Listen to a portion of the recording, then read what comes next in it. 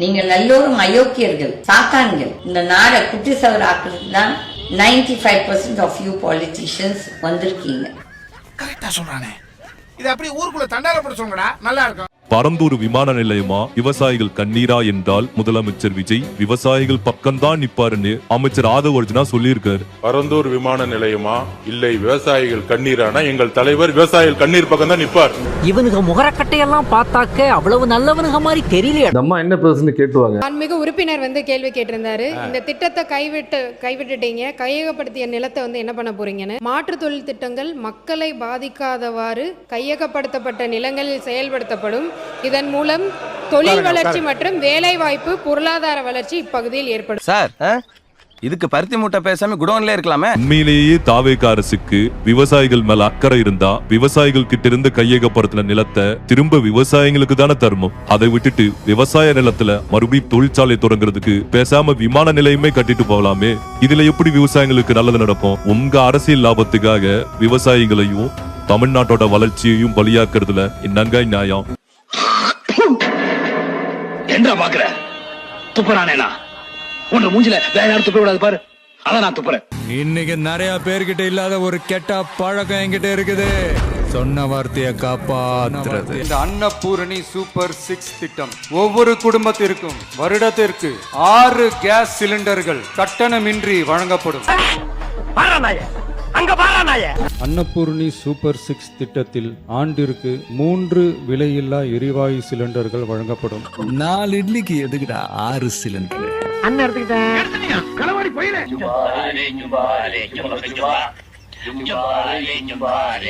அதாவது ஆண்டு வருமானம் ரூபாய் 2.5 லட்சத்திற்கு மிகாமல் உள்ள பொருளாதாரத்தில் பின்தங்கியுள்ள குடும்பத்தினர் பயனடைவார்கள். எல்லாருக்கும்னு சொல்லிட்டு அதுல தகுதி பிக்ஸ் பண்ணி பாகுபாடு காட்டி ஏமாற்ற மாட்டோம். அந்த 3 சிலிண்டர் கூட எப்படின்னா ஃப்ரீ கிடையாது, காசு ஃபர்ஸ்ட் நாங்க கொடுத்து வாங்கிக்கணுமா, அப்புறம் அக்கௌண்ட்டுக்கு வந்துரும் சொல்றாங்க. அப்படின்னு அது வந்தாதான் தெரியும் அக்கௌண்ட்டுக்கு வருமா வராதான்றது. எங்களுக்கு அது வந்தாதான் தெரியும். ஐயோ, மிகப்பெரிய களவாணி பயலாச்சே. களவாணி பயலா. You talking.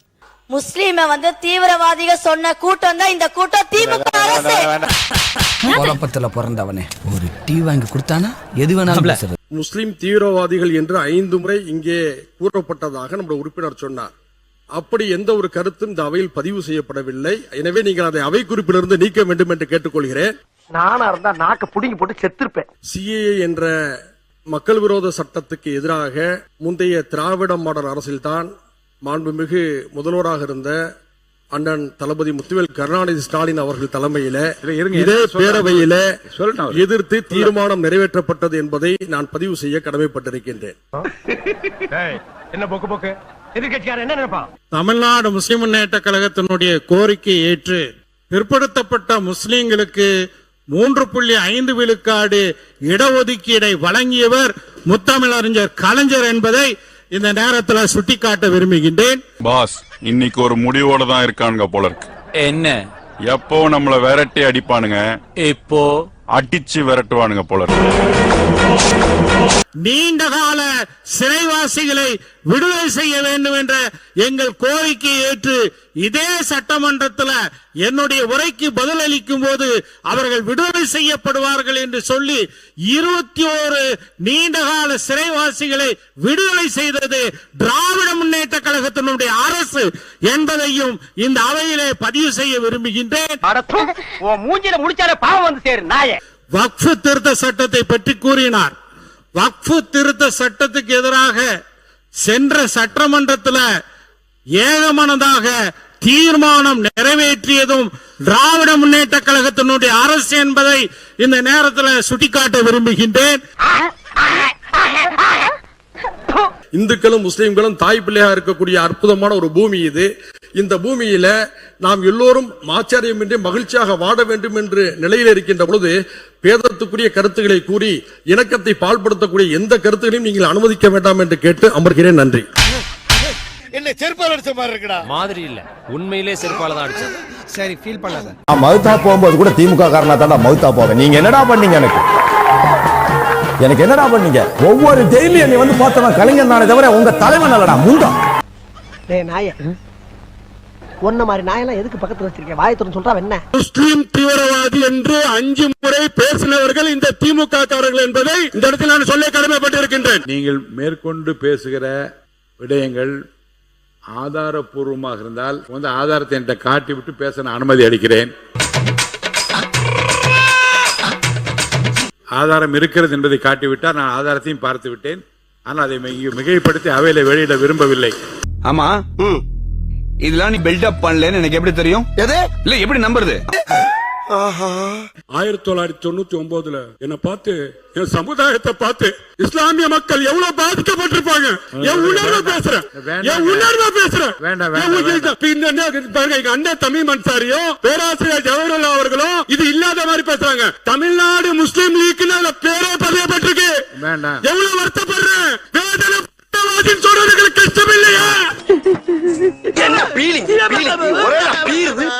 முஸ்லிம் சமுதாயத்து கல்வியிலும் வேலை வாய்ப்பிலும் இன்று முன்னேறி இருக்கின்றது என்றால் அதற்கு காரணமாக இருந்த திராவிட முன்னேற்ற கழகத்தினுடைய தலைவரையும் அந்த கட்சியையும் கொச்சைப்படுத்துவதை நீங்கள் அனுமதிக்க கூடாது என்று கேட்டு அமர்கிறேன். இஸ்லாமியர்களை தீவிரவாதியாக சித்தரித்து நடித்த படத்தை வெளியிடக்கூடாது என்று இஸ்லாமிய இயக்கங்கள் எல்லாம் ஒன்று சேர்ந்து நிறுத்தி வைத்த படம் துப்பாக்கி. இதே முஸ்தபா தான் சொன்னார். ஏன் சொன்னீங்க இஸ்லாமியர்களை தீவிரவாதிகளாக சித்தரிக்கிறீங்க அப்படின்னு சொன்னீங்க. அது எனக்கு பைத்தியம் முடிச்சு போச்சு. நான் லூசு. இதே முஸ்தபா விஜய் இனிமே படத்துல நடிக்க கூடாதுன்னு பேசினாரா இல்லையா? விஜய் நீங்க நடிக்க கூடாதுங்க, நீங்க படம் எடுக்க கூடாதுங்க. விஜய்க்கு 6 அறிவு இருக்குன்னு நீங்க பேசுறீங்கன்னு வச்சுக்கோங்களேன். துப்பாக்கில எந்த அடிப்படையில் வச்சிருக்காரு? வாயால காவாயடா சோறு தானே திங்கிற. கருப்பனின்னு சொல்லிட்டு விஜய் நாங்க கேவலமா, விஜய் சார்ந்தவர்களை விஜயோட தனிப்பட்ட வாழ்க்கையை கேவலமா படம் எடுக்கலாமா? கருத்து சுதந்திரம் சொல்லிட்டு மேல நாங்க கண்டிஷன் அப்ளை சித்தரிக்கப்பட்டதுன்னு போட்டுடலாமா? என்னடா கோரசா துப்புறியே? இந்த ஏழைக்கும் இந்த சாமானியனுக்கும் இந்த நாட்டிலே பணம் தேவையில்லை, ஜாதி தேவையில்லை, மதம் தேவையில்லை. எங்கள் தலைவர் வெற்றி தளபதி முகம் இருந்தால் போதும். எங்கள் வெற்றி தளபதி அவர்களுக்கு கோடான கோடி நன்றியை தெரிவித்துக் கொள்கின்றேன். அட வெக்கம் கெட்டவங்களா, இதுக்கு எதுக்குடா வெள்ளையங்கிலி மாலையன்னு? மானம் கெட்ட அயோக்கிய பள்ளிலாம் பொழப்பத்தை புழுத்த வழியலாம். ஒரு 4 பேர்ட்ட மூத்திரத்தை வாங்கி மடக்கு குடிக்க வேண்டியதானே? அவர் படம் ரிலீஸ் பண்ண முடியாம நேரா போய் கொடநாடு எஸ்டேட்ல காவு காத்துக்கிட்டு இருந்தார். அவர் அழுகுற மாதிரி பேசுறாரு. எடப்பாடி கட்சியை உடைச்சுட்டாங்க. கட்சியை உடைக்காத, உன்னால முடிஞ்சா 107 எம்எல்ஏ நடத்து. என் குடும்பம் உடைஞ்சு போச்சு, என் கட்சி உடைஞ்ச போச்சு. உன்னை நாசமா போயிடணும்.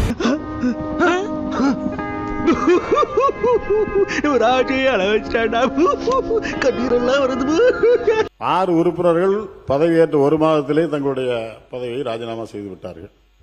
5 ஆண்டு காலம் இந்த எம்எல்ஏ பதவி என்ற ஒரு மிகப்பெரிய ஒரு அந்தஸ்து, ஒரு மிகப்பெரிய மரியாதை, இதையெல்லாம் ஒருவர் இழந்துவிட்டு வெற்றி பெற்று பதவியேற்ற ஒரே மாத காலத்திற்குள்ளாக ஒரு கூட்டத்தொடரை கூட கலந்து கொள்ளாமல் பதவியை ராஜினாமா செய்கின்றார் என்று சொன்னால் இதை விட பெரிய ஆதாயம் கிடைத்தால் தான் பண்ணுவாரே தவிர சாதாரணமாக பண்ண மாட்டார்.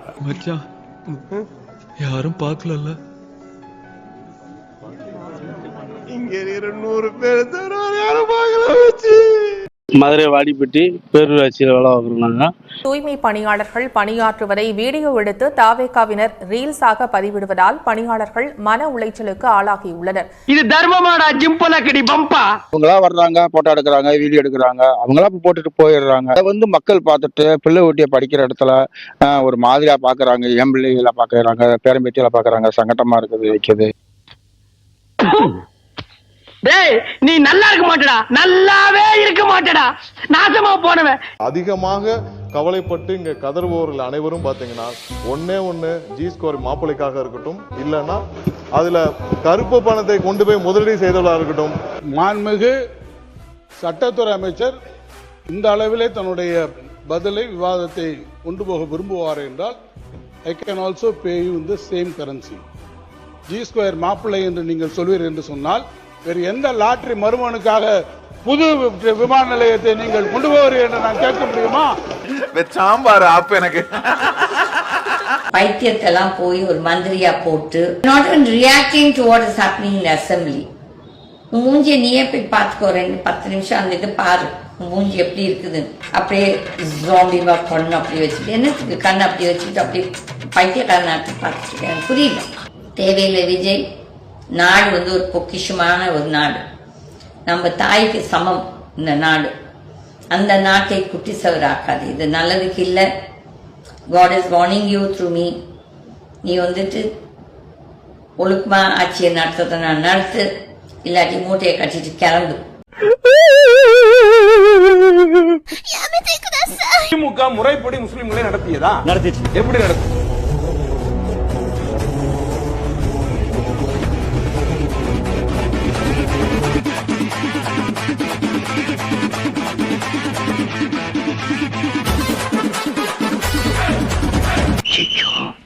நல்லா மாட்டிக்கிட்டேன்.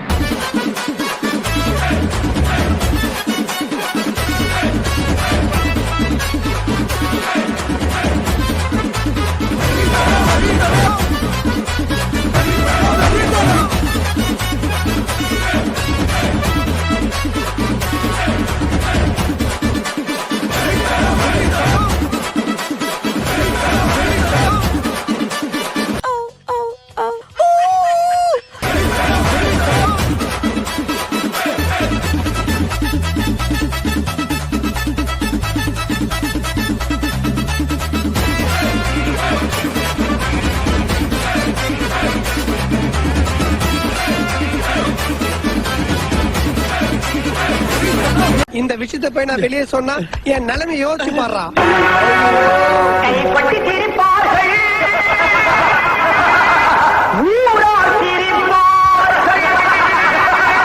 இந்த வீடியோ உங்களுக்கு பிடிச்சிருந்தா கண்டிப்பா லைக் பண்ண மறக்காதீங்க. அப்படியே உங்க நண்பர்களுக்கும் ஷேர் பண்ணுங்க. நீங்க பண்ற ஒவ்வொரு லைக்கும் தான் இந்த வீடியோவை மற்ற நண்பர்களுக்கும் கொண்டு போய் சேர்க்கும். மறக்காம சப்ஸ்கிரைப் பண்ணுங்க. உங்க கருத்துக்களையும் கமெண்ட் பாக்ஸ்ல பதிவு பண்ணுங்க.